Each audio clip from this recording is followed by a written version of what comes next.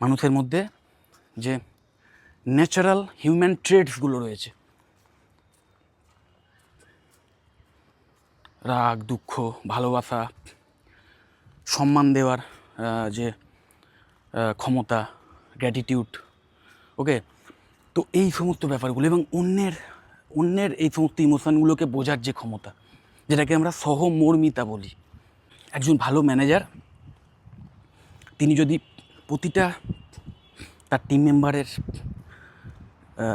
Personal কোনো problem সেটাকেও যদি তিনি অ্যাড্রেস করেন, সেটার ব্যাপারেও যদি তিনি জানেন, পার্সোনালি প্রতিটা টিম মেম্বারের সঙ্গে যদি রিলেশান রেখে তাদের সুখ দুঃখের কথা শুনতে চান মাঝে মাঝে, জাস্ট শুনতে চাওয়াটা, এটাই কিন্তু অনেক এক্সট্রা একটা মোটিভেশান দেয় সেই সমস্ত টিমের মেম্বারদের। কারণ তারা ওই প্রত্যেকে মনে করে যে আমাকে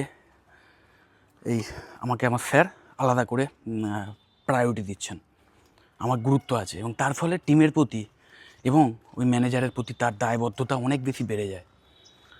শুধুমাত্র কিন্তু মানিটরি বেনিফিট বা ওই স্যালারি হাইক এগুলোই কিন্তু মোটিভেশান নয়, তার সাথে সাথে এই ব্যাপারটাও কিন্তু ভীষণ ইম্পর্ট্যান্ট।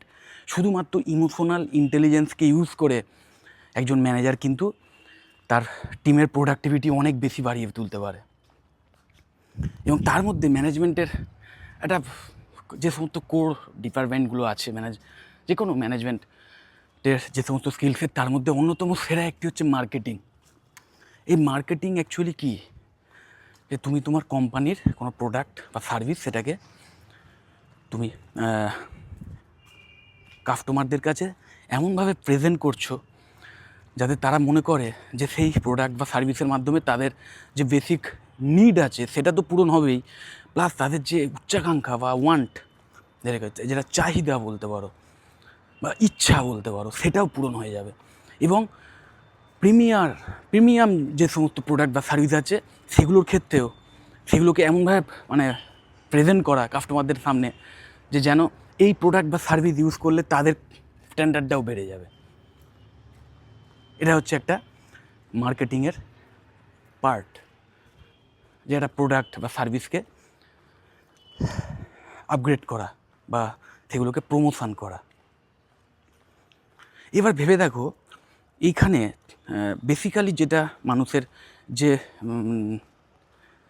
ট্রেটটা সবচেয়ে বেশি কাজে লাগে সেটা হচ্ছে পারসুয়েশন, যে কাউকে মানানোর যে ক্ষমতা। এবং এই পারসুয়েশন, এই কোয়ালিটি যদি তোমার মধ্যে না থাকে, তাহলে কিন্তু তুমি ভীষণ